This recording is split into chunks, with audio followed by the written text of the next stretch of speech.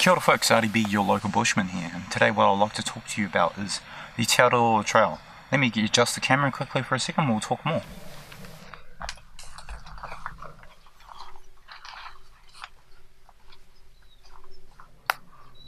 Okay, so Te Araroa Trail, what is it? Okay, we've all heard about Te Araroa Trail, what it is, what it could be, things like that nature.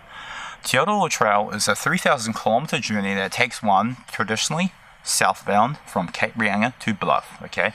Cape Reinga to Bluff. Today we'll be taking excerpts from this lovely book here. The actual official walking guide to Te Araroa Trail, okay? New Zealand's long trail. And some of the excerpts we'll be talking about are from this. Now, Te Araroa, that name, where did it come from? Okay, Te Araroa, the name itself came from a concept that was developed by Te Araroa. The concept came from an idea that somebody had, and that his name, or the town, right, it's based on town called Te Araroa, okay, which is located somewhere in the East Cape of New Zealand, North Island. The book he wrote was, I forget when it was published, I think it was 86 or 87, I'll have to put somewhere of when it was published. Dennis McLean, okay, he published the book Te Araroa, T-E-A-R-A-R-O-A. Now, Te Araroa, the book was based about his journeys, okay? That name stuck with a guy called Jeff Chappell. I will stick his face somewhere along this video. Jeff Chappell is the man himself who created the Te Araroa Trail. He's the first Te Araroa Through Tramper, Thru Hike as some people call it. He was the guy who initially thought of this idea, the Te Araroa. Now, as you folks don't know, I'm in Kōkaku Forest, Kōkaku Ngāhere, the land of my ancestors. I'm just trying out my gear for Te Araroa Trail, live in the bush, to see how it goes, how it performs, anything like that. We'll see how it goes. So we'll see how it goes, how everything performs, etc. Now, some of the excerpts will be taken live from this book, okay? Live from the book, and they are as follows. Okay, so this is a very quick history, excerpts live from the Te Araroa book by Jeff Chappell, all credits go to him. Okay, and here we go. So basically, this is how it started. McLean family, Dennis McLean, had begun their family in a town called Te Araroa. Okay, the name eventually came to Jeff Chappell. Jeff Chappell and his journalist friends mocked it. Not Jeff Chappell, but his journalist friends. They mocked it and called it the Shining Path, and they made mockery of the name. But popular response was immediate, and enthusiasm was there. The mayor of the then Waitakere City, his name was Bob Harvey. Quick fact, back in the days, you had Waitakere City Council, North Shore City Council, etc. Now it is called Auckland Council, totally different. They're all amalgamated. The councils, I have no idea.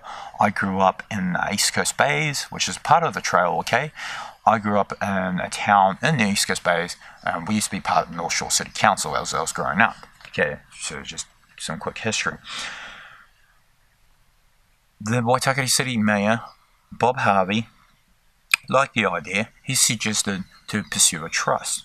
Eventually, Jeff Chappell and his editor, I think she's the still current editor, I am not sure.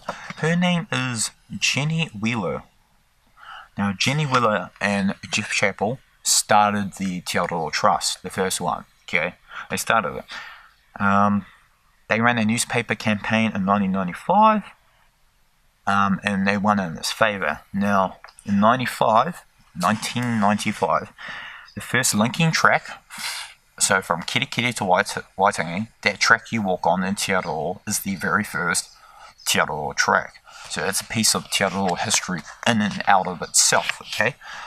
Now, Jim Bulger, the Prime Minister back then, opened it and eventually got the front page treatment of the New Zealand Herald. What is the New Zealand Herald? The New Zealand Herald is the mainstay newspaper source of information and media in New Zealand, similar to the Sun Times, things like that. Te Araroa's trusts, deed of trust decreed that TAT's efforts to inspire track building in the Northland and Auckland area would provide a successful model for the rest of the country. Okay, now we're going to skip down a little bit. In 2000, Okay, here we go. Jeff Chappell and the Trust first published their first publication, Te Araroa, North Island Foot Trail. It was primitive, but it had maps, meaning it wasn't track standard. Some of it was pretty rough. Not like today. It's getting more usable. Okay, usable. So that was that. This was around about 97, 98. Okay. I might have to correct it somewhere in this video if I'm correct or not. Now, he was the first one during that same year to walk it. He tested it. He had an internet blog back then, which back in the 90s was pretty primitive. Anywhere, even USA, Canada, very primitive internet. Well, anyway, he had a blog about it. Okay, we're cutting down now to the second publication by the Te Araroa Trust, and it was called Te Araroa South Island Trail.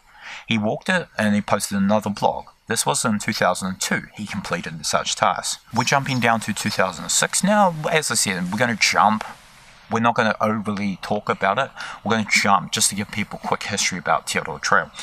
Now, he began to get the finances, what he required in 2006.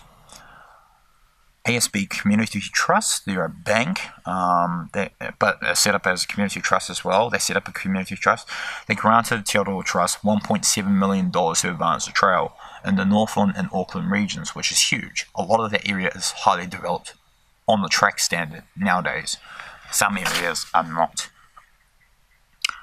Helen Clark's government during 2007, she allocated $3.8 million to DOC to take the trail across the Crown-held lands, the public conservation land. Okay, DOC gained also an ongoing annual maintenance budget of about $875,000 to $900,000 roughly for its sections of Te Araroa. At a stroke of 45% of the trail distance was off the Te Araroa Trust's hand. So 45% was done by DOC on their own public conservation land, PCL as we call it, or Crown land we can call it, and the other 55% was done by the Trust. So very quickly they gained a lot of momentum, the Trust.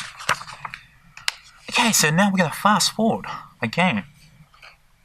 It's continually approved. Okay, we're talking about 2011 when it first officially was opened. Okay, 2011 was the official opening date of the Te Araroa Trail. Now, here's where it's interesting.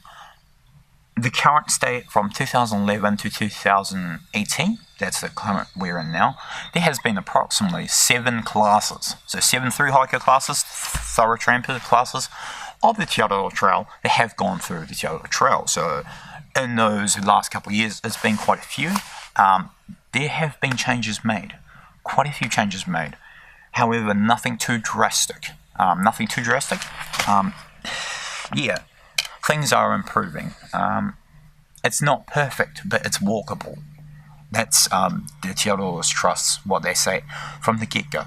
We know it's not perfect. However, you guys are welcome to walk it. Now, Te Araroa Trust, do they charge? No charge. There is a donation they recommend. I highly recommend you make a donation to Te Araroa Trust and what they do.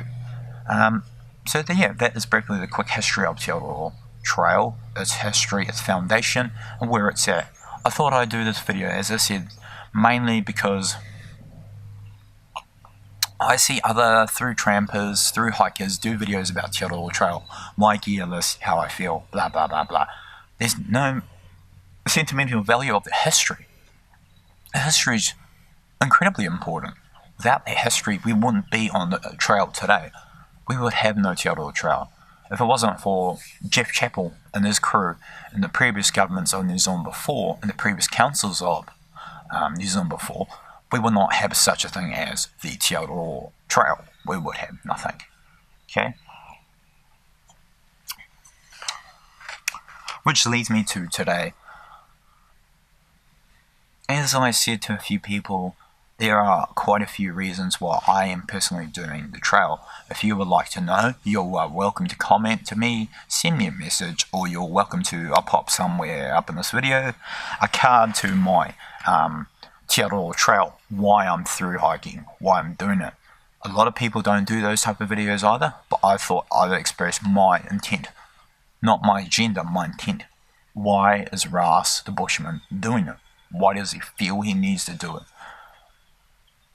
And what are my expectations? Now, I'd like to put up some pre-trail expectations. As you folks know, I resigned from my job approximately in April, May, around about there. It was quite a while. We are now in August. Fun fact, not tomorrow, the day after, it's my birthday, so I'll be 28 on the trail. So still quite a young fellow for some people's expectations. My pre-trail notions are, I'm just hoping to have fun, hoping to have a blast, see people, meet people. Yeah, really, because as I said, my reasons are quite in depth. You'll have to, as I said, pop up somewhere in this video about the why I'm doing the trail. You're going to have to check that one out. Well, anyway, folks, take care, ka kite anō, bless the trails, folks, and I shall see you in the next video. I'm just going to chill here for the night and camp up for the next couple of days and just basically take in the scenery of the bush. It's quite pleasant. Alright, see you later.